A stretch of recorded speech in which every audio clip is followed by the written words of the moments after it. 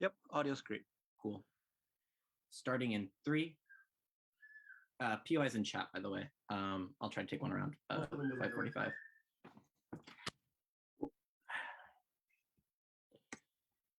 Three, 2, 1. We're going to be talking about 3 things in opening government today. Firstly, why this veto is a principally legitimate exercise for these unions and organizations to have. Secondly, why you get more qualified nominees and checks and balances over the policymaking process. And thirdly, why you get better policymaking. In terms of a model, the way we imagine this veto would work is as an additional mechanism to complement existing approval measures already in place. So when a president or prime minister appoints a judge to an appellate court, it still has to be confirmed by the corresponding legislature in that region or nationally. When an education minister is appointed, it still has to be confirmed by Parliament or Congress. This operates as an additional veto power that goes to the corresponding industry, i.e. a teachers union, an industrial and labor relations union, something like that. Secondly, we envision there are significant degrees of political costs you can incur from using this too often, which means that it is likely that these unions will exercise this veto power sparingly. Firstly, because it can cause degrees of antagonism if you over-veto in policy. Secondly, in many instances, lobbying exists within these groups, which means that there's likely going to be used this as a first tool in order to influence policy. We think it's relatively likely that this veto is exercised somewhat sparingly. Thirdly, the veto probably can't be overridden in most instances. I suppose, theoretically, in some instances, if you get like a 2/3 majority in the Senate or something like this, you could get a review and maybe there could be another corresponding thing. But in most cases, we think the veto is final. Why do we think this is specifically a principally legitimate exercise? I think this argument is probably the most important in the debate, because I think if we can prove that these people deserve to have a mechanism of control over the kinds of people who get appointed in their industry, we win the debate. I think this is a principally legitimate exercise because it rectifies imbalances in representation that exist between specific industries. Note that this motion probably has very little delta in cases where it's like a very big business organization. For example, the Chamber of Commerce in the United States will likely always have a massive amount of exercise over who gets appointed to the ministries of commerce and things like that. It's very unlikely you're going to get a minister of commerce who isn't very pro-business on either side of the house, because these lobbying groups have massive amounts of power. Where this debate has a delta is in instances where there is an imbalance in representation, i.e. in union power, where teachers' unions have significantly less ability because they have significantly less financial capital than other interests in order to appoint a teachers' union person who is likely to regulate these things in a manner that is favorable to them, i.e. in industrial and labor relations, where you might get very anti-union representatives and unions have no mechanism of control over the state to the same degree. I think this operates as a mechanism of control over state appointments, which otherwise would not exist for specific industries, i.e. where organized labor, which is often under assault in many developed capitalist countries, getting a measure of control over who gets appointed.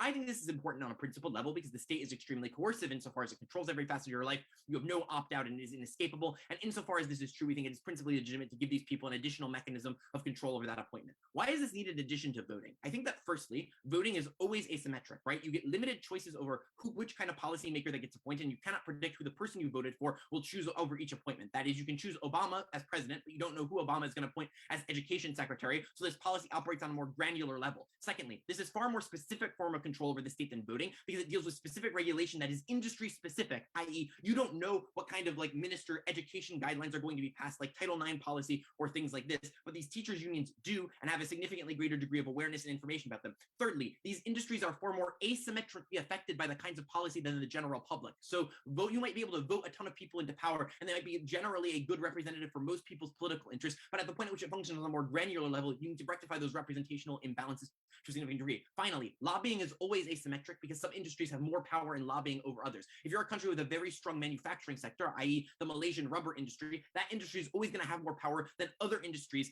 in Malaysia. So what this does is it gives other industries a rectifying thing to rectify that power imbalance that exists through lobbying. It makes representation comparatively more equal, even if we're not perfect, so we are better fulfilling this principle on our side of the house. On non-contingent grounds in this debate, even if opposition proves that somehow there is some third-order practical harm resulting from this, we already win this debate. But why do we get significantly more qualified nominees for each position? I think the first thing we do is we reduce politicization over the confirmation process significantly. There are 3 broad ways this happens. Firstly, in status quo, confirmation of nominees with these positions rests with the party in power. I.e., if you have a parliament in the UK with a Tory majority, you can effectively appoint whoever you want. This means you get less vetting comparatively over each political appointment because these people are vetting for specific things like alignment with political interests, for example. I.e., they want to know if the education minister is going to pass education policy that is aligned with specifically the Labour Party's political positions, for example, or the Conservative Party's political positions.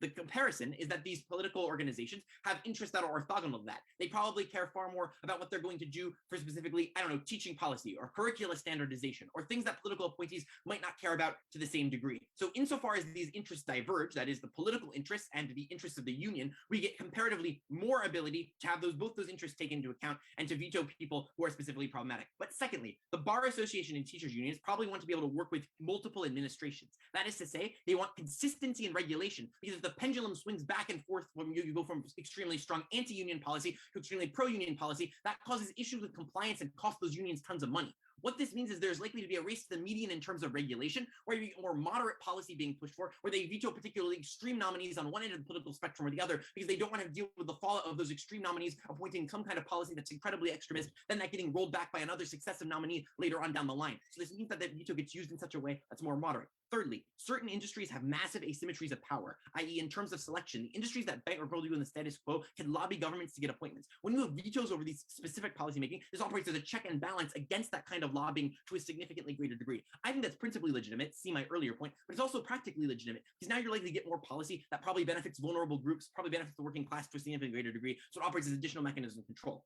Finally, bar associations and teachers unions are full of people with a deep level of awareness and knowledge about the position because they're aware of education. They have specific experience conforming to specific educational doctrines, specific legal doctrines. You compare it as now you get less people with absolutely no knowledge and so on and so forth. Before I explain the implications of that, CO. Out of order, sorry. No worries. I think what this does finally in terms of changing, the impact of that final thing is that it's very hard now to appoint someone with absolutely no knowledge, for example, i.e. a patronage appointment probably doesn't happen to the same degree on their side of the house. What this means is that you get, like, in the absolute worst cases, in corrupt states, for example, far fewer patronage appointments because these people aren't seen as like unqualified, are seen as unqualified, for example, they get vetoed by that nominee to a significantly greater degree. How does this change policymaking? I think that firstly, the people who get appointed probably get more informed policymaking that's representative of those interests. But secondly, during the confirmation process, they have to justify a deep level of awareness and knowledge about that kind of thing to a significantly greater degree because they want to avoid that veto. So even if the veto is never used, we need a preemptive incentive for these people to make better and more informed policy. So what happens is now voters are more aware of those kinds of policy positions that each of these appointees have, that each person has. But thirdly, the people who want to appoint these people, when they promise to appoint a specific individual to that position, now make credible commitments to make that person appointed in the first place, which means more people have more leverage over the voting process as well. I just think you get less antagonistic policymaking as well, because the rubber stamp of approval generally means you minimize situations where these policymakers work aggressively against industry interests, so you probably get just less antagonism in that policymaking writ large. On all of these grounds, incredibly proud to propose. I need to mute. I need to mute myself. I thank the Prime Minister and call the leader of all. Hear, hear.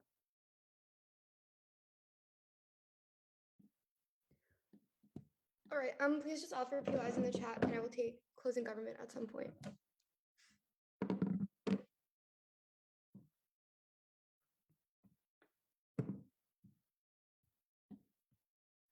I'm going to start by outlining what the counterfactual looks like for appointments and then talk about two things. Firstly, on representation and just getting good people, and then secondly, about industry-wide corruption. On our alternative, so I think what happens under the status quo is consultation with industry experts, but them having a veto power is far too much, and the government ends up having the final say. I want to respond to the OG thing here of like, some groups have asymmetric lobbying.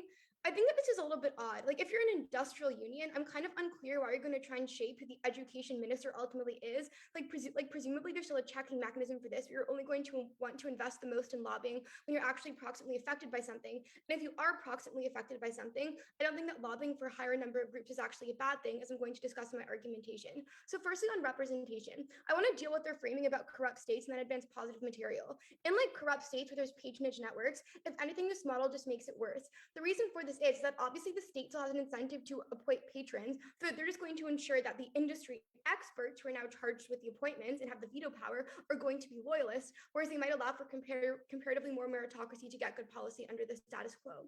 Our claim here is that industry experts represent a very small subset of what is best for their own industry and for society at large, whereas the state is a far better mechanism to aggregate interest. Why is the state able to successfully collectivize preferences? Firstly, As OG concedes, there tends to be scrutiny that's applied to the individual processes of when people are selected. So given that a lot of people care about things like justice, given that a lot of people care about things like education because you're impacted by these issues, they tend to just not allow the government to go rogue, and they monitor each individual appointment that tends to take place. What this means is that there's an inherent feedback mechanism that's created to the state, because obviously there's an implicit incentive to appoint people who are going to be aligned with what the public interest ultimately is, to avoid creating political backlash in that regard. Secondly, though, even if there's not immediate scrutiny, the dominant party in power is still a reflection of what the majority of people within that state wants. In coalition governments, smaller parties will also have a say over these things. So by extension, you are representing people who initially voted for that party in some kind of ideological basis. On the comparative, what is the problem with industry experts, and why are they not representative? Firstly, they have an incentive to campaign with what is best for their industry rather than what is best for society writ large. This is for quite intuitive reasons. So this is where like their own job is being protected, but more importantly, this is where they get their mandate of support from people. And this is just the industry that they've grown up in, and therefore they probably just ideologically are indoctrinated to believe is the most important industry.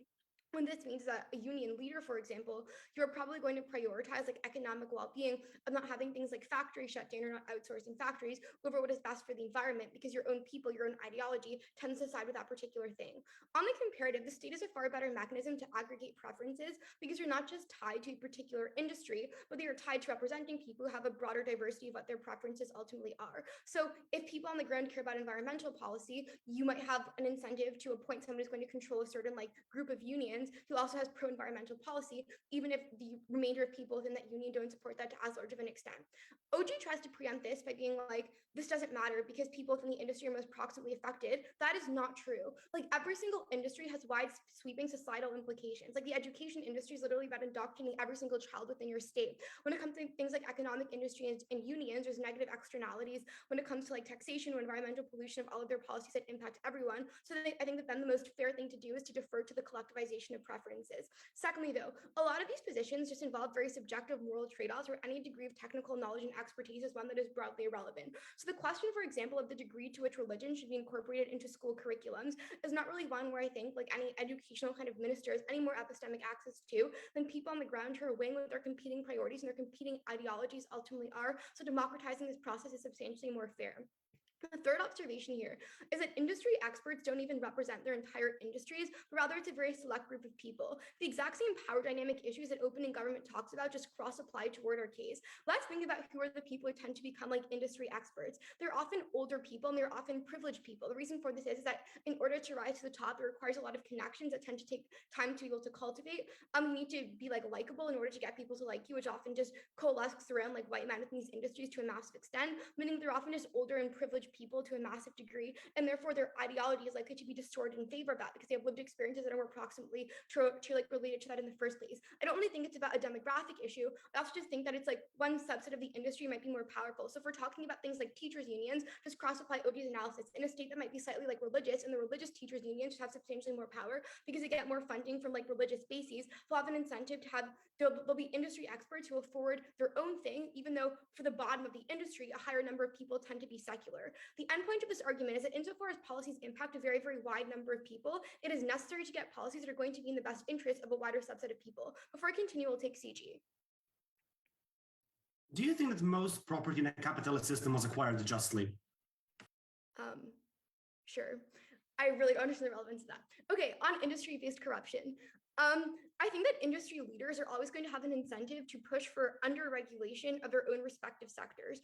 Firstly, just regulation always tends to conflict with like the bottom line of their industry to a massive extent, given that they often just get a lot of pay kickbacks. They don't want that. It also tends to be unpopular with people within the industry themselves who will fear that like their jobs will be kicked out on the ground, meaning that they're going to broadly have an incentive to veto any degree of political appointment who are going to campaign for a higher degree of regulation. I think that then like the proper response to this is like, otherwise you're going to regulate the state. This is substantially more difficult to be able to do. Firstly, there's just a wider number of interest groups who are constantly lobbying the state, so it's difficult to distort your own policy priority relative to the policy priority of like others. Which is like just the main reason in terms of why this is asymmetric in terms of the degree of how easy it is to ultimately be able to regulate people. As a consequence of this, I want to note that these people have a large degree of power in terms of enforcing the amount of regulation that exists, even if it's otherwise decided in legislation. Like, yes, you can legislate regulation, but it's ultimately often dependent on industry-based enforcement to carry out that regulation, especially because state bureaucracies are often terrible and shit, and therefore they often cooperate with political appointments within the industry to actually be able to grassroots carry out the regulation that's occurring on the ground. I don't think what we're likely to see is insane over-regulation because there's still some incentives to like offset this when it can conflict with bottom lines, but a better balance of what regulation is. This is necessary because constantly under-regulating industries can create a variety of negative externalities. So in the financial sector, for example, having scrutiny over things like accounting sheets and balance sheets to ensure that derivatives are being sold to people aren't just like nonsense instruments that are going to lead to some kind of crisis happening in the future. For social media companies not giving other people's data, fair rulings when it comes to things like judges, minimum wage laws rather than just campaigning for things like chronic undertaxation and policies that are just going to benefit larger corporations. I think that then having some degree of regulation strikes a better balance between offsetting negative externalities that can harm people on the ground. But secondly here, I think the rule just creates an issue where like the political leaders always have an incentive to suck up to the industry leaders, where the industry leaders are not necessary for their own reappointment, creating an additional channel of how corruption works. Because even if there is sufficient regulation, you're not going to comply to that when there's a risk of pissing off industry leaders, but it's just other broad things of like personal kickbacks and favors that can conflict with the general interest of your industry. Very proud to stand in opening opposition. Thank the LO and call the DPM. Here.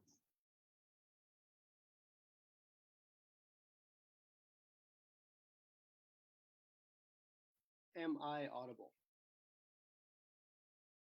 Yep, audio is great. Great. For POIs, please put them in the chat. Don't verbally interrupt. It throws me off. Just making sure my video is on. Great. That being said, 3, 2, 1. Before I start, I just want to say I think all property was justly acquired because you had to work for it. Insert any other reasons. If CG tries to not run it, it's a direct knife of their opening. A little bit of characterization before getting into some rebuttal. I think this debate really matters at the point where the industry and states don't perfectly align. That is to say, if it's a strong industry like banking or steel in some countries, the alternative is in fact consultation, and the minister reflects the interests of the industry anyway. So there's unlikely to really be much of a delta there. Where this debate matters is where the alternative cannot be consultation because there's no incentive to. That is to say, the industry does not have enough power within society to represent its own interests, and the state doesn't care if it doesn't represent those interests adequately or efficiently. I want to get into some direct rebuttal and some kind of more balanced weighing. I want to clarify something. Matt didn't say that you're going to, as an industrial minister, interfere with the education system. What Matt said is that in the status quo, some industries have more lobbying powers than others. So Naomi's right that certain interest groups with powerful lobbying will always get people in power in their respective industry, i.e. business and financial associations in the US, for example. They will always get a pro-business person in because the government is very receptive to pro-business interests. But the education industry has substantially less lobbying power. We equalize the power between different interest groups. Now, the interest groups with the most power don't just get their way automatically in their specific sector, while the other groups are not as powerful. Everyone has equal veto, which is comparatively more fair. Second, all of Naomi's material about the state being a better aggregator of preference is true symmetrically because the majority of people in the state still get to select the politicians who do the appointments. The difference is now interest groups which are not currently in power have a mechanism of self-defense and rectify representation. And the intuition pump here is, for example, we don't do everything via majoritarian decision-making where the majority of people get to decide everything else for the minorities, for example. We have like minority protections that exist that represent disproportionate power or disproportionate influence that can affect minorities asymmetrically. Thirdly, Naomi's argument about asymmetric power of industry is true on their side of the house as well. The difference that there are far, far fewer industries that have asymmetric power. On our side, we distribute that balance of power far better. Fourthly, I think underregulation or overregulation happens more on their side. Insofar as one, Matt explained why the interests of business unions are to work with multiple administrations, so they self-moderate because they don't want to put in radicals on either side. And secondly, underregulation likely happens as a consequence of politicization that Matt told you, or Matt analyzed, we get less of it. On corruption, I think you have symmetric incentives to suck up to industry leaders for campaign donations. Now you suck up to more of them, so there's more diversity in interests. I want to do two then kind of clashes then on like the principle. On the principle of balanced representation. OP says that the industry cares only about their own industry, and this gives them like a disproportionate power over things that affect everyone else. Note one, yes, they prioritize their industry, but to a degree. Why? Because one of large supply chain interactions between different industries, they can't just fuck over another industry or not care about that insofar as it has lag term or time lag effects or third-party effects on their own industry. But secondarily, by OG's own analysis, if these are issues that affect everyone else in society, then by definition, they cannot only care about their own industry. But secondarily, I don't think these are really issues that aren't as like that aren't really asymmetric between everyone. I think these industry reps have disproportionate power over these industries and their members compared to other citizens. Why? Because they impact direct employment standards, the long-term implication of that industry, but clearly policies that affect their direct workplace and no one else's. Now, yes, that exists with every policy and every citizen, but this is a question of degree and how isolated these experts are. Now, I don't think democracy is actually one vote and one equal slice of power, insofar as the implications of this policy have particular effects on people that last more than others. The upshot or implication is that representation is not a binary and should not be treated as such when the particular decisions are structurally asymmetric by definition of the industry. But second, we recognize that the industry shouldn't control it. We're not saying the industry gets to make every policy for the country. That would be abhorrent. We recognize that would be like principally undemocratic. But we recognize the industry should have a balance. That is to say, it should be a balanced representation that recognizes asymmetric influence within those particular groups of people. Now on the power balance and the more pragmatic impact. Op says that there might be too much power, which leads to things like bad policy making or capital flight. I don't think it's actually too much power, but rather a balance. Why? Because note the motion says veto. It means they don't get to choose them themselves. They only approve, they only have ability to participate and approve that process. But secondarily, note, and this is critical, the person in charge is accountable to both members, the state and the industry, i.e. the state can remove them if they are being too schmoozy with the industry, for example, and not being optimal with their policy. The only ability is that this gives a capacity for the industry to fight back if it is being too abhorrent to them. Why is this important? Because the debate hinges on who provides a better balance of power, not who provides a power for one or the other when we recognize that there could be trade-offs and important differences there.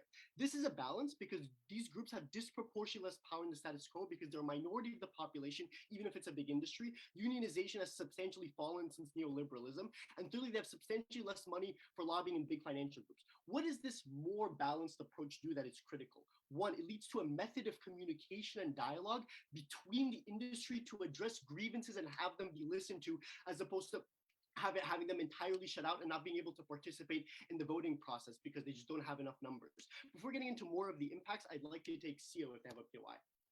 So as you can see, there will probably be conversations about what exactly you will and won't let through. So obviously this is not a balance. It is the disproportionate effect that is likely to be weaponized against everyone. The reason why it's a balance and it can't be a conversation on your side, because the conversation only matters when the person has a reasonable voice that you need to listen to. When the industry is one that doesn't have much power, there's no reason to consult them because they have no check back against you. They have no way to get you or compel you to listen. Now they have a mechanism because they can veto that process, but it doesn't give them too much because they don't make the policy. The industry doesn't have direct control over the policy of the industry. It doesn't get to choose the person themselves. That's why it's a balance. They get to participate in that process, but don't get to control the actual thing. The second impact of this balance is that this leads to less antagonism between the state and the industry. It's less likely that you have wildcat strikes that come out of nowhere because someone that now acts as a bridge between the state and the industry and an actor critically that represents both interests. That's the key to our case, that you need someone in there who doesn't just represent the interests of the majority and everybody in the state, but recognizes the impacts of someone that asymmetrically suffers from that. And thirdly, it leads to critically better time horizons of policies that are more aligned and optimized because there's substantially more information shared because both actors feel comfortable enough to share those with the person in charge because they have some degree of connection to them and there's a credible commitment. They will care about at least both of their interests to some degree. Voters have substantially more information. Now, policy discussions happen way more at the point in which the PM chooses a person. Never been prouder to propose this motion. It's about striking a balance. I thank the DPM for that speech and call the dialogue. Here.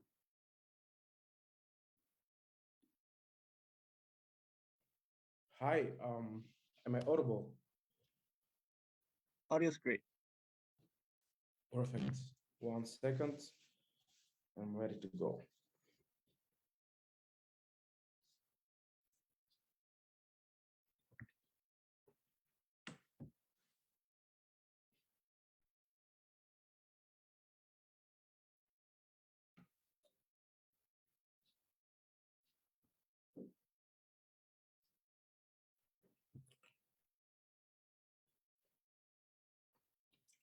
a huge part of opening government's case relies on one sentence and one particular assertion, which is that currently in the status quo, these corporations are able to essentially have huge lobbying power on both sides of the house to promote certain politicians. So they need that veto power in order to balance the scale and not have two pro-business minister on their side of the house. But I want to ask you the following questions. What are the structural reasons for this to be the truth? Because I will give you 5 reasons as to why currently in the status quo, it is actually easier for corporations in industries to lobby their own labor unions and organizations compared to actually lobby governments who have much larger interest groups that they need to adhere to. Here is a couple of those reasons. But before that, I need you to understand that if I'm able to prove to you that they're going to have a huge ability to actually influence the decisions and the vetoes that these labor unions apply to certain positions, it actually gives them more power on our side, on their side of the house, to do bad things and to pick and choose particular people who promote pro-business stuff compared to other policies which are good for multiple industries, but are also generally good for multiple people living in society. What are the reasons for this compared to their assertion? Reason number 1, direct communication channels between the industry and the corporation and the people in there. It is very easy to have like particular calls, to have particular internal promotions, to generally talk with influential people in these places. You know them, they work for you, you know what they care about, you know what they talk about, all of these particular things. So to that extent, it's very easy to create an internal narrative.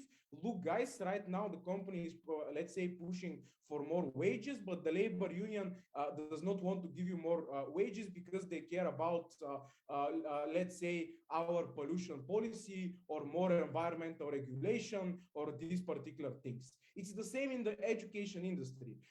They can tell their teachers, tell the teachers, oh my gosh, we want to push for more wages for you, but they want to reform the educational system in terms of other particular stuff, such as, for example, giving more funding in general for underprivileged schools compared to increasing more the wages to actual people. Now, why are these things important? Because when you create these internal narratives, you now put people in a position where the workers themselves lobby their own labor unions to push for these particular things that directly benefit them compared to other underprivileged groups in society or society in general. Which means that when they do these particular things, they will veto people who actually want to stop pollution policies, bad environmental policies that, let's say, only harm particular vulnerable regions in the country where there's more disease, people don't get access to healthcare, they get cancer, they get all of this particular stuff. In the context of school, it is literally underprivileged schools in particular areas that need that extra funding compared to, let's say, general increase for teachers all over the particular country. I think that on the comparative, it is much easier for people to actually lobby their own government for these particular policies. But let's give a couple of more reasons.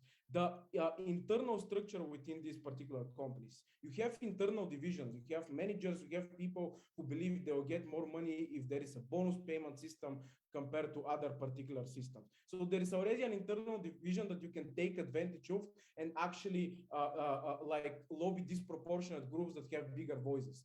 So like convince the manager they will continue go up in the hierarchy and they'll get a big bonus if they convince their people that are working under them to actually push the labor union for this particular policy. It is they're also able to corrupt such individuals in these particular places.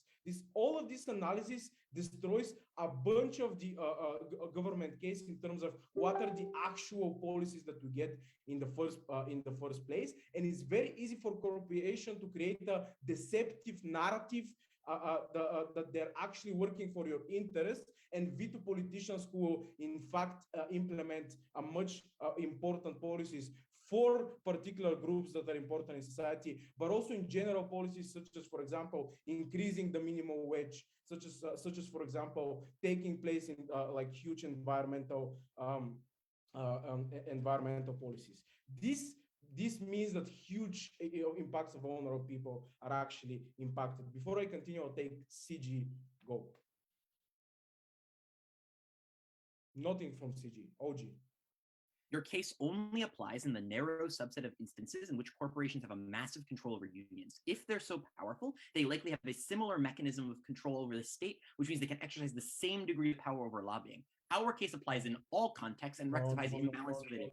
You do not provide reasons for any of these things. I have already provided reasons that there is asymmetric power towards this. In terms of lobbying the government, you also need to spend a bunch of more money, but you also don't have the particular information, and governments need to think about multiple different policies that they implement. And they can easily be called out in parliament by opposition parties. They can easily be called out in protest on the streets because, let's say, a vulnerable group is literally suffering and dying in a particular area because a pollution policy has not been implemented, or you allow this factory to buy up this property next to the river and push all of its pollution into that particular river. So there is disproportionate impact, and it's very hard to completely lobby a particular government, especially if that government knows that at the end of the day they need to get re-elected. They need general support from the populace. All of these things are much more happening on our side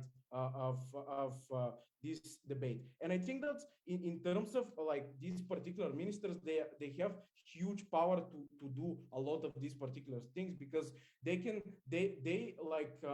imply certain small subsets of policies that change small things that are very beneficial in terms of the range of a wider bill that is, let's say, in general for the industry. They can do executive orders. They can do disproportionately affect the budgeting towards different counties, different countries, and things like that. So what we have proven you in this debate is that now actually corporations are much stronger on the side of the house, and the ability to have huge impacts onto vulnerable people is much larger. I have never been prouder to oppose. I thank the DLO for that speech and call the member of Gov. Hear, hear.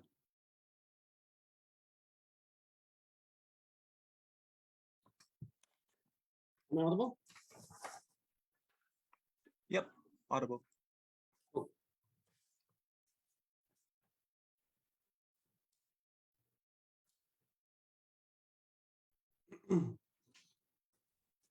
Okay. I'll be starting my speech in 3, 2, 1.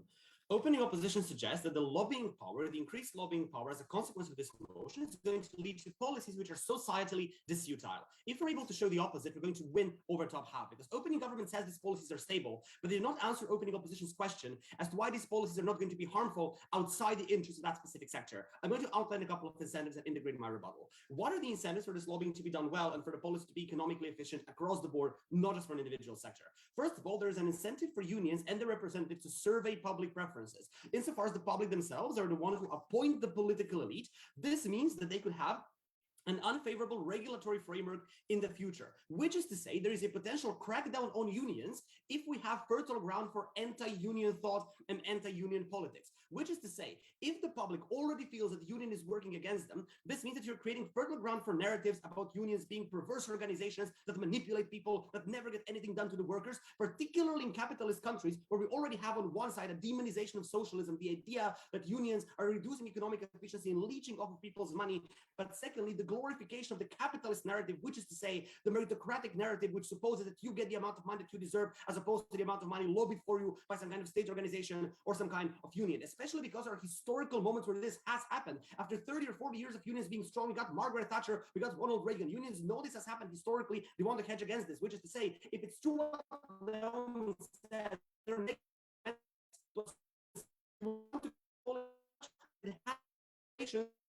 the environment as well, because most people who vote pro-environment are left-wing and young, who are also the voter base is going to vote for pro-union policy and pro-social democratic policy as opposed to pro-business.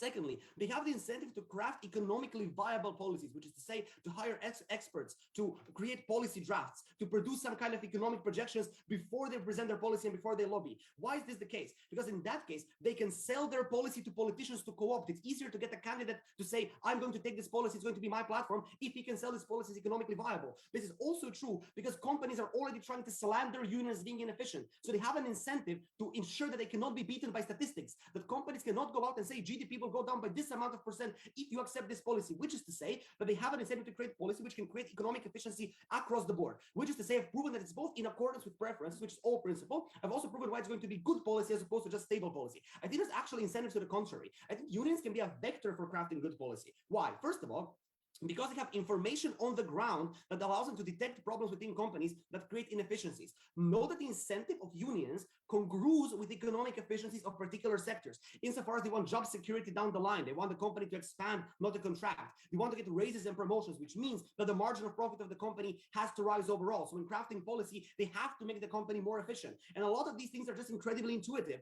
which is to say increasing break time increases productivity, giving people more benefits makes them happier, they work better. That's what human resource departments do. Yes, the shift is happening currently in companies like Google, but it's happening incredibly slowly. We want to increase that factor. Now, this is also a mechanism as to why Nikolai's speech doesn't really make sense. Because insofar as workers have visceral knowledge of the problems that they face, I don't think they can be misled by the industry experts or whatever. But secondly, workers tend to be skeptical towards their bosses because they very often see them as exploitative and not giving them their money. And unions have an incentive to encourage this skepticism insofar as that encourages union activity. I don't think that people can be misled that easily, but also if they can, there's no comparative to the opening opposition case because the industry can just mislead them to propaganda campaigns, or they can be misled by the government. I'm not sure why that's comparative. But secondly, note that a lot of the policies that you want to slander as economically efficient, particularly DLO, I know he's very pro-business, are actually good for economic efficiency because raising minimum wages, raising benefits, providing people with healthcare increases the disposable income people have. It creates aggregate demand and aggregate spending, which circulates within the economy, taxable transactions, which are funneled to the state to provide public services, but also within the economy, within the local grocery store, within the local fruit shop. And this is the largest delta we have to unlock in terms of spending because poor people have the least amount of disposable income. Most of their little amount of money goes to things like healthcare and safety and stuff like this. At the point where we unlock this income, we unlock a significant amount of spending that did not exist before. It increases economic efficiency. It can, however, only be done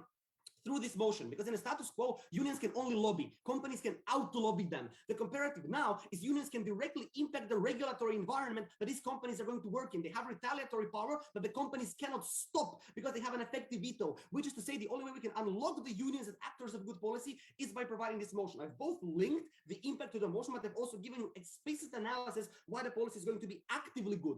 The response we get from all are corruption and privilege. First of all, unions tend to be structured democratically, which is to say, I don't care if the people at the top are rich and religious. If most people are secular, they will vote secular because unions have democratic structures, and most of them they're not owned by the state, Naomi. Secondly, however, corruption is just a mitigatory mechanism, which is to say, insofar as OO seems to stand for democracy, which is also impacted by corruption. I'm not sure why corruption is a reason to abandon a policy. It's mitigation at best. But lastly, even if people do vote religious in a particular union, this is in congruence with opening opposition's own principle. If that's the preference that the people vote for, fine, they need to stand behind us. The reason why we weigh over OG is because OG conveniently mitigates their own principle when Ahmed tries to preempt by red herring. He says property is acquired justly. This means he also justifies the imbalance of power created as a consequence. So their principle is inconsistent. My practical is true regardless. I have another extension, but before I'll take opening opposition. Saying policies are economically viable doesn't mean that they won't be self-interested in the most optimal policy for all, such as teachers pushing for higher pay relative to other public servants, or industrial unions pushing for anti-environmental policies. Knock-on effects don't work because they're more affected by losing your job than the future threat of climate change. I've given you incentives why they're also going to care about negative externalities, but I also think that if I can show that this self-interest congrues with economic efficiency, I don't care it's self-interested. I mean, it's nice to be altruistic. I'm not sure I care about that. Second extension, we simply get more union membership. Note that currently union membership is steadily declining, mostly due to slander campaigns by companies that mostly go along the lines of, look, this is incredibly inefficient. The benefit of being in a union for 4 years is about $300 per year. Walmart said to their workers, for this money, you could have just bought an Xbox. Why are you within a union? They will not get things done. They will manipulate you. This is combined with aggressive policies of companies towards workers who try to unionize, internal memos that push executives to portray certain workers as unintelligent or stupid because they push others to unionize. They literally organize seminars on why unions are bad.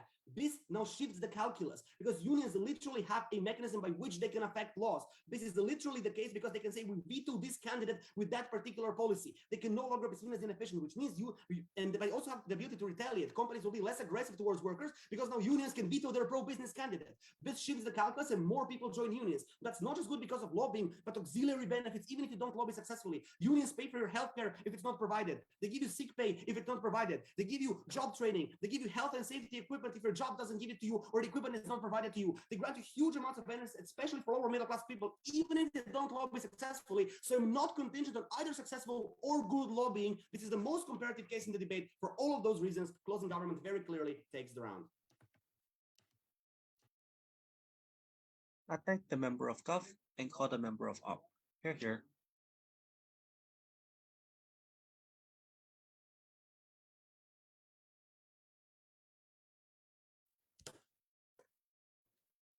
Hey, I presume I can be heard. Yes, you can. Cheers.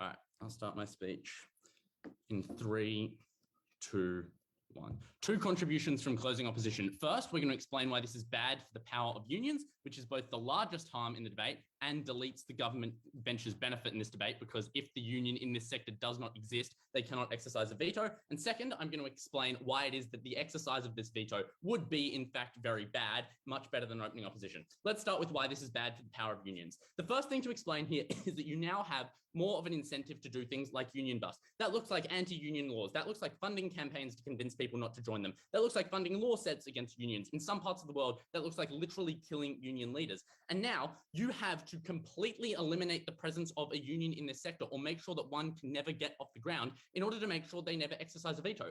So if you're a country that has a nascent teachers union, then you are clearly going to do as much as you possibly can to avoid that union ever coming to fruition, such that they cannot exercise a veto. First of all, because you want to have control of your ministers. And second, because at the point where a union pops up in this particular sector, that union is now able to bring your government to a standstill, not allow you to be able to appoint ministers. That means you are never going to allow the union to exist in the first place, or you are going to bust that union. And what that means is that you will not get unions in the first instance. This has 2 impacts. First, it deletes government bench's benefit, because if the government never allows an education union to exist in this sector in the first instance, no one can exercise a veto. But second, it means you no longer get all of the other good benefits that we could claim on our side of unions. Things like better conditions, things like better pay. Closing government says, unions will always act in good ways so that they don't get union busted. First, obviously, acting in bad ways leading to union busting is something that can exist on either side, and this claim is just completely ahistoric. Throughout history, unions have attempted to enrich themselves as much as they possibly can, right? That is for a couple of reasons. It's first because they have particularly short-term incentives, right? So the particular union leader at the time wants to make sure that their members at the time of democratically elected them can get as much money as possible, so they don't necessarily care that much about the future. But secondly, there's a collective action problem here, because a single union going too far or trying to get too much power for themselves isn't going to be the tipping point to cause all this anti-union busting. But at the point where all of the unions do it, then that's where you're likely to get much more clamped down on unions. And what that means is that all the unions have the incentives themselves to go as hard as possible, because they're not going to make a huge difference. At the end of this argument, the unions never pop up in the first instance in the countries that most need them. And because I've just had a crack at you, if closing government wants to POI. Yeah, if regulation affects specific sectors in a lot of instances, then your mechanism there just doesn't actually land. Think about how this happens in the real world, Sydney. Wait, why doesn't it land? Explain your POI.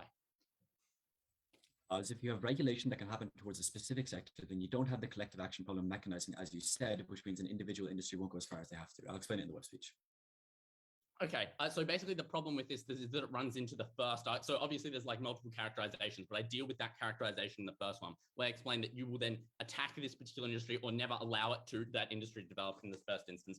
Second reason it's bad for unions is because now unions have an incentive to keep people out. Under the status quo, you want to grow, because even though your share of power in that union goes down when you grow, the overall power of the union increases, and that means that your power increases. However, this form of power is a form of power that isn't contingent on the size of the union, and in fact, when the union gets larger, your amount of control over that union is your control over that union power, in fact, goes down. And note, this is the largest power you have because in many parts of the world, other forms of union power are systemically in decline because we've seen things like anti-union laws. This now means that the largest power that a union has isn't contingent on the union growing. And in fact, everyone in that union has an incentive to make sure that as few people join that union as possible so they can have as much control over that power as, in the first instance. Noting, this also means you want your particular faction to control that union, noting that unions are deeply political and deeply factionalized. Therefore, you actually have an incentive to keep your union smaller so that your faction is able to exercise this veto power. And that looks like things like the way that they keep people out is doing things like setting higher dues, having more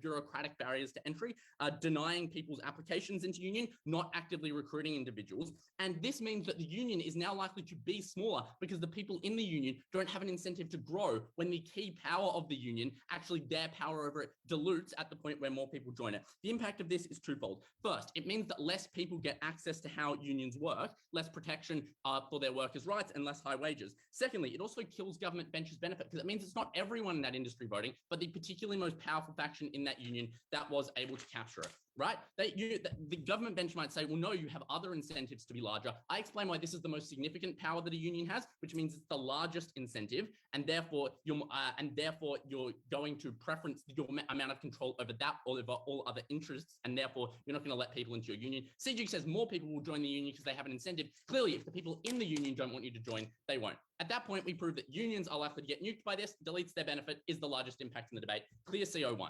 But let's now explain why it is that you are actually, if it is used, this would actually be catastrophic, much better than OO. The first thing is, we just think in a lot of instances, you are not going to be able to get agreement between the government and the union. And that means that you will not have an education minister, right? You will not have a minister for this particular industry. That is first, because many times, particularly where there are conservative governments, labor unions view these people as literally the enemy. They will never agree with them. And second, note that labor unions are often very politically embedded. They have things like a labor party that directly supports them, or at least a political party with which the unions are aligned, for instance, the Democratic Party in the United States. And that means that where there is a conservative party, they are likely to deliberately nuke their ability to appoint ministers of any kind in order to benefit the political party that they support, which is the biggest harm to them using it, because it means you get gridlock. It means that governments literally cannot have ministers to be able to function. That is incredibly important. Finally, I'm going to explain why unions have sets of bad incentives, because OO says, oh, there might be under-regulation. We're going to explain what they actually do.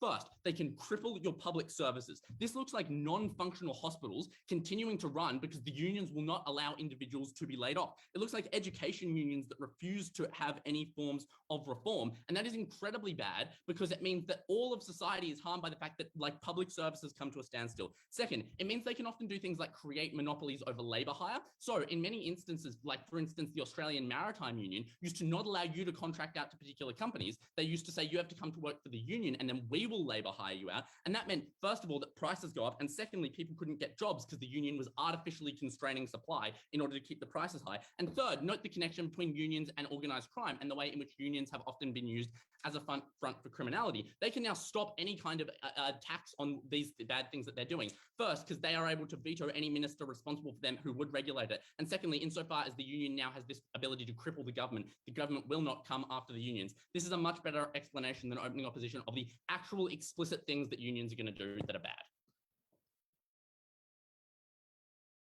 I thank the member of OP and call the Gov Whip. Here. Just give me a moment to get my notes together.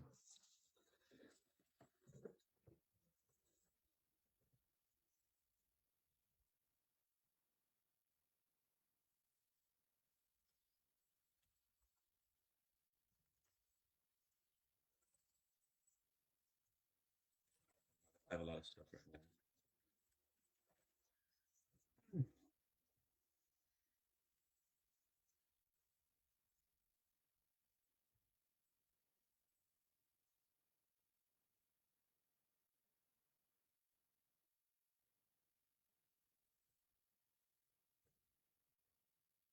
And for a variety of reasons, the comparative in this debate is quite small. I'm just going to name the ones that were said in this debate.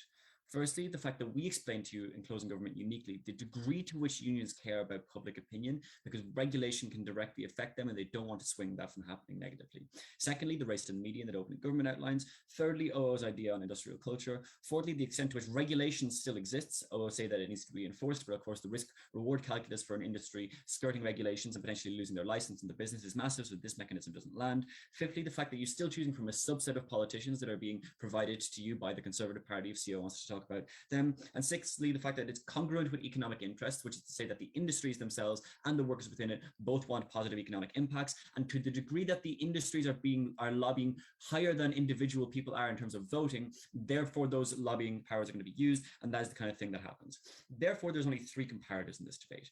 Firstly, where there's on union membership, secondly, on slight disalignments of preferences, and thirdly, on the principle. So firstly, with regards to union membership, let's deal with CO's case here. The first thing they say is that you have a higher incentive for union busting now that they have this degree of power. Firstly, I would contend that this is a knife to their opening opposition's characterization, who says that you can use them as a ventriloquist for your own interest. Secondly, I would say to you that it becomes less effective now, because insofar as you can say to people, oh, you shouldn't join a union, you have a decreased capacity to do that, when you can't use the techniques that we outlined to you in Closing Government of saying it would not be worth your time. And indeed, the fact that unions are capable of explaining to you why it's economically beneficial for you as an individual, and indeed aligns with public perception, as we explained to you in our extension. I got no response in closing opposition. But secondly, I would contend that there is no increased incentive to the degree that unions are able to do things like union busting, which is to say, I think under the status quo, if CO are right in the third part or in the second part of their extension about the things that unions can do to an industry, then the industry would already have the maximal incentive. And so the comparative is on capacity. And indeed, on the comparative of capacity, we explained to you that now that even nascent unions, even small unions, have massive retaliatory power against an industry that wants to undermine it. And CO's own example, that they're willing to do things like hospitals within their own characterization being shut down, they're willing to take retaliatory efforts against their own thing, means that union busting becomes less effective. Second thing they say is, a single union will go really hard because of collective action problem.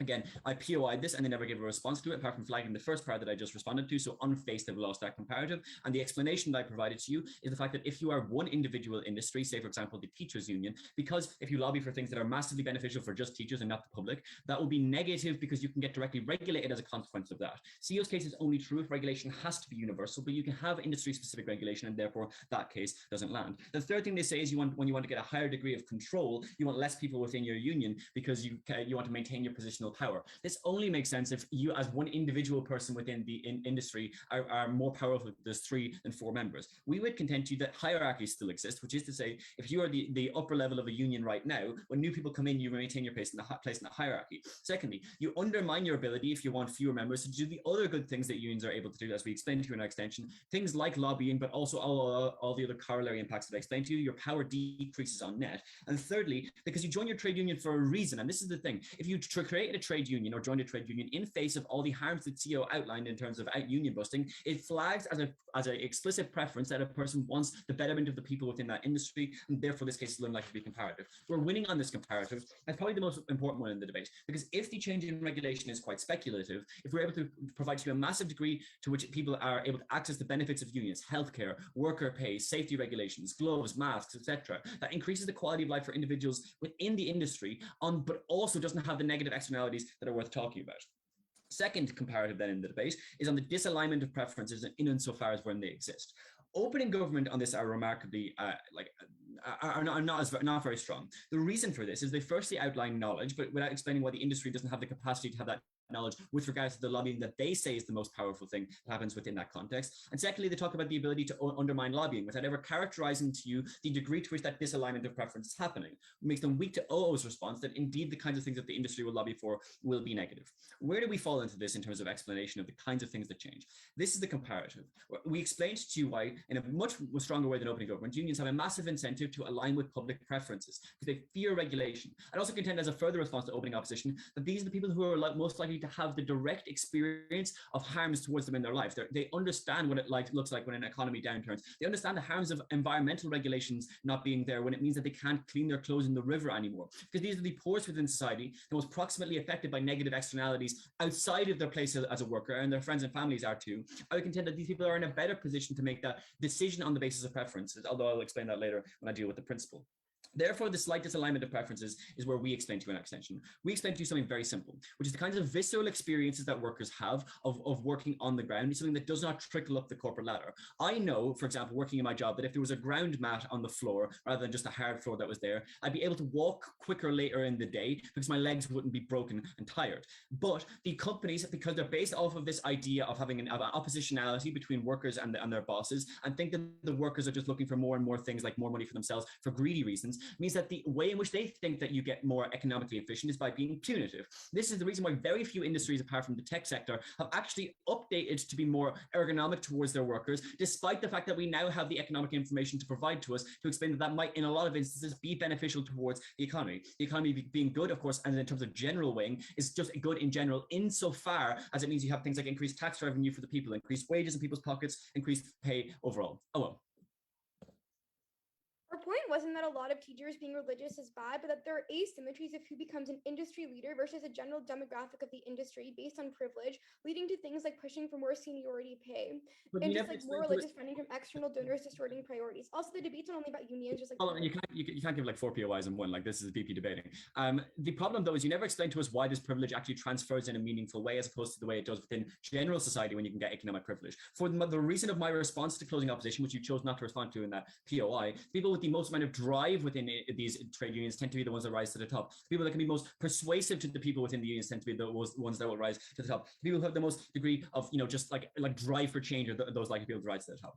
In terms of the principle, I think we're able to win that overall by reducing it to the practical fact. Because note the harms in the principle are practically contingent because they're based off of the idea of coercion and undermining coercion of the state. We would propose to you that things like not having proper health and safety regulations, not having enough money in your pocket are also coercive, but notably also OD's principle of self-defeating, and we explain why we align with preferences within opening opposition. Therefore, on the way up in terms of this debate, closing government has to win, because on all strands of the debate, relative to the burdens of proof of those strands, we're able to provide a winning comparison to you on the proposition side of the House, and then conclusively, we've won the debate. Propose.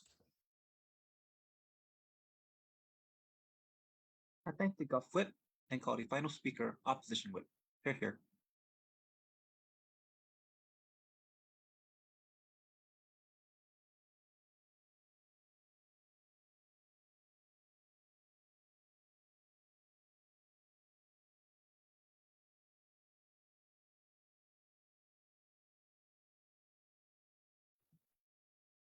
Hey, I'll just clarify that I can be heard. Yep, audio's great. All right, that's good. In the meantime, I'm just gonna sort of spread and organize my papers and get a timer up. So just give me 15 seconds, please.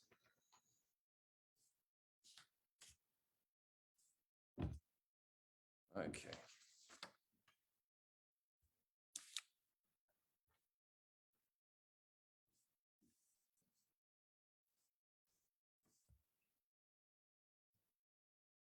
All right, I'm just going to get my timer up. Starting this speech in 3, 2, 1. Closing opposition provides 3 important contributions to this debate. The first contribution that we provide is to explain why unions are just unlikely to be able to exist and function. And that argument necessarily occurs upstream of anything that opening government or closing government wish to say, because both of them attempt to provide a series of reasons of either why this veto power would be used well by unions to help workers, which is the opening government case, and then the closing government case is why this power would be used well to help people at large. If we prove this first argument, we necessarily beat those 2 teams and opening opposition by making an argument that actually defeats the government bench, assuming their characterization about unions is still true. The second important contribution that we provide, however, is just explaining why unions get incredibly elitist. And I would weigh this perhaps the most highly in the debate for the reason that there are a series of individuals who often need unions to get important representation. They need things like workers' rights, which that CG whip does a bit of impacting. We explain why you're less likely to get that. But finally, we provide a contribution that actually explains how unions have the capacity to implement bad, sorts of legislation and policy and do bad things with this veto, as opposed to opening opposition who just say they will. So let's start with closing government. They give us maybe 2 responses to our extension. Sorry, 3. The first is calling it a knife, which it obviously isn't. As I explained in my introduction, we just make an argument that occurs upstream of opening opposition. We do not contradict them directly. No analysis there. The second response that is given is to say that, well, your collective action problem doesn't work because you will target specific industries and industries as a whole won't be regulated. The first thing I want to note about this is that it is mitigation, because there are still industries that are incredibly important that are likely to be cracked down on. So that is a harm that they still necessarily have to bite in the trade-off. But secondly, as they explain, obviously a set of corporations and businesses and policymakers have incentive to label these individuals as bad for the reasons that not only that the government makes agree on, but that they empirically do in the status quo. So obviously, if these incentives still apply, then at the point at which one union starts doing bad things, you want to paint a broad brush stroke of all unions doing bad things so you can equally all deregulate and fuck over those unions. So to the extent that this only occurs in one instance, they never show why that wouldn't be used to jeopardize and screw over all unions in general. The third response we get is on our sort of membership part of the extension. They say, well, you're unlikely to, for example, become elitist or kick people out to maintain power because there's already a pre-established hierarchy. But obviously this is untrue for the reason that unions are democratically elected, right? Like new members that have different interests to you for the reason that they occupy different socioeconomic positions, for example, or they're younger or in their different parts of their careers, obviously then present a threat to you as someone who is more established when they have, for example, a bigger voting bloc. But also I would argue that this veto specifically creates this incentive because now being elected comes with so much more direct ability to privilege yourself that now, even if this incentive didn't currently exist, it definitely exists on their side of the house. That means our extension stands, and for the reasons I outlined in my introduction, it wins the debate. Let's talk about closing government. They really have one extension because their second extension about getting more people is reliant upon unions doing good things in the first place and is entirely contingent and basically just impacting. Their one extension in this debate is unions will do good things, opening government not taking you.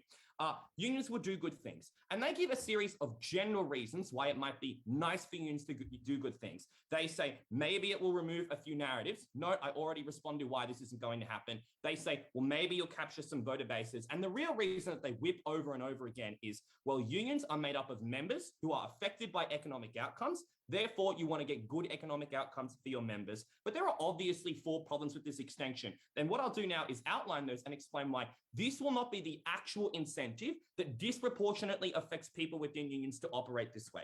The first thing that I will explain is that you can already vote for things like the government to represent your economic interests. The reason that you specifically join a union is because you want specific work interests advocated for. The point at which unions are no longer doing this and they're considering general sets of, for example, economic outcomes are the point at which you just go, well, why am I even here paying subscription fees? No, things like subscription things do make this a necessary opportunity cost that a lot of individuals, for example, particularly poorer individuals, have to engage in. But the second thing I'll say is that you're often motivated by incredibly short-term incentives, right? Because if your country is experiencing recession or if your job is specifically going to be laid off, then obviously you don't care about what other people in the fucking country, want, for example. You care about your job. You care about putting food on your plate. And that is the reason why not only in general, but in specific circumstances where it matters most, obviously these unions are going to care about their own incentives as opposed to general people. For those reasons, it's clear that CG never proves why this is the most likely incentive that people will operate on.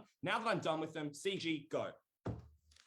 Apart from no mechanism as to why unions would lobby generally and no specifically, Bench has yet to provide a reason as to why states and companies would not already be at maximum incentive to screw over unions, given their own explanations of why unions are bad. Therefore, the comparative is on capacity of unions to retaliate. That's why we get more membership. Yeah, so the basic claim being made in this POI is that, well, you're already screwing over unions to the most extent, so therefore there's no change. I would just say that this is empirically untrue for the reason that unions often do have a lot of collecting bargaining power. People do listen to them, but all that previous speech actually explains, like why, in my speech, why narrative gets worked, where there's a greater capacity for things like to screw over. But now I'm also going to explain why policy gets worked, which also occurs upstream of this rebuttal. So let's talk about open government. They have 2 arguments. First is it is principally legitimate. I'm just going to say, let's assume this is true. This is not a reason why we should do something. It is not positive material. It just says that it's legitimate. So I don't care about this. Let's move on to their second argument, which is that it will create a balance.